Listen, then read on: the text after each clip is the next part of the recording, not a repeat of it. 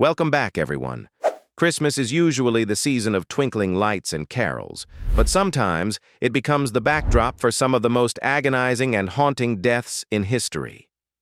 Today, we're heading back to 1942 to party Coconut Grove style, where a glamorous night out turned into a literal hell on earth in the blink of an eye.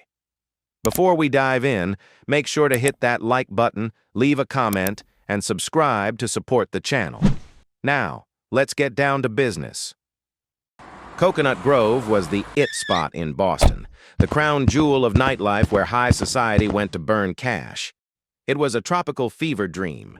Fake palm trees, silk drapes, and dim lighting, all packed into cold New England.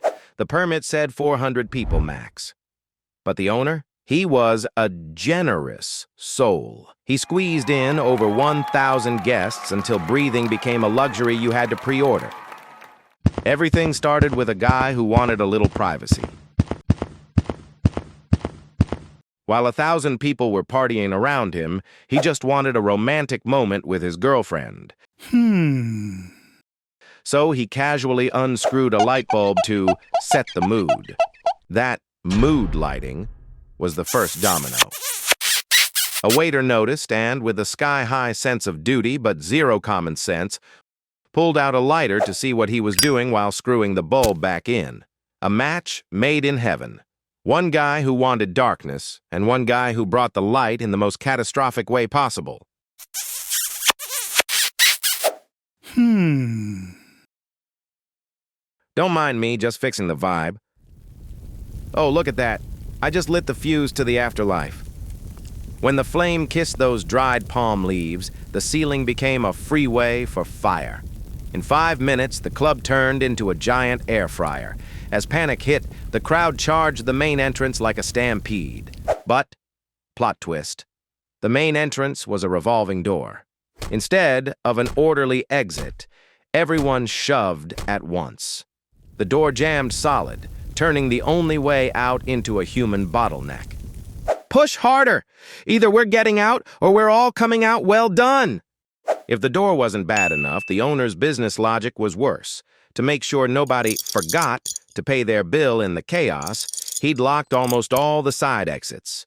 A true financial visionary. Better to turn your customers into charcoal than let them skip out on a $5 tab. Rescue crews eventually had to hack through walls with axes because bodies were piled so high they blocked the doors. They found victims still sitting at their tables, drinks in hand, frozen like statues. The toxic smoke got them before they even realized the party was over.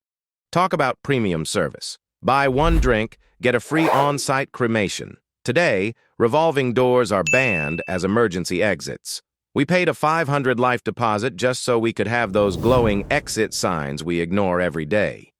Moving on from 1942, we head to another Christmas in Wisconsin. Meet Tyler James Peterson.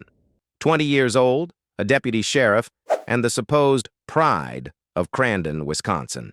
Tyler's job was simple: keep the peace. But as it turns out, the only thing he couldn't keep under control was his own ego after a messy breakup. Instead of moving on, Tyler grabbed his state-issued Persuader and went looking for a different kind of closure at 2:30 a.m. He crashed a house party where his ex-girlfriend was present, along with others from his former circle. Young people, some as young as 14, just hanging out. Within minutes, this so-called protector unleashed a metallic downpour, causing 6 people to permanently leave the chat and leaving another fighting for their life. Talk about dedicated public service.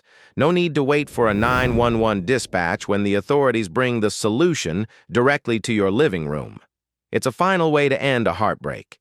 If you can't have her, no one gets to have a heartbeat. The second the smoke cleared, Tyler realized he'd swapped his badge for a bullseye. He vanished into the thick, foggy Wisconsin timber, becoming the most wanted man in the county. But here's the twist. Behind him wasn't just a police siren. It was hundreds of SWAT officers, his own colleagues, ready to return the favor. The hunter became the prey, trying to survive in the very woods he used to patrol. Hiding in the brush, Tyler couldn't put the phone down. He was bleeding out calls to family and friends. A chaotic playlist of self-pity and come-and-get-me energy. The recordings are chilling, a mix of a boy crying for his mom and a killer daring the world to stop him. Mom, I messed up big time, but let's see if those guys in the tactical gear are actually fast enough to find me. His standoff ended in the freezing silence of the deep forest. Tyler didn't want a courtroom or a jury. He decided to unsubscribe from life using the same tool that started the nightmare. In the end, it was a textbook operation. The police successfully neutralized the most dangerous threat in town. The only awkward detail? The hero of the story and the villain were wearing the same boots. Talk about a self-closing investigation. Don't let ignorance or a momentary lapse in judgment turn you into the main character of a tragic headline. Thanks for watching, and I'll see you in the next dark chapter. Oh, and by the way, wishing you all a peaceful Christmas night.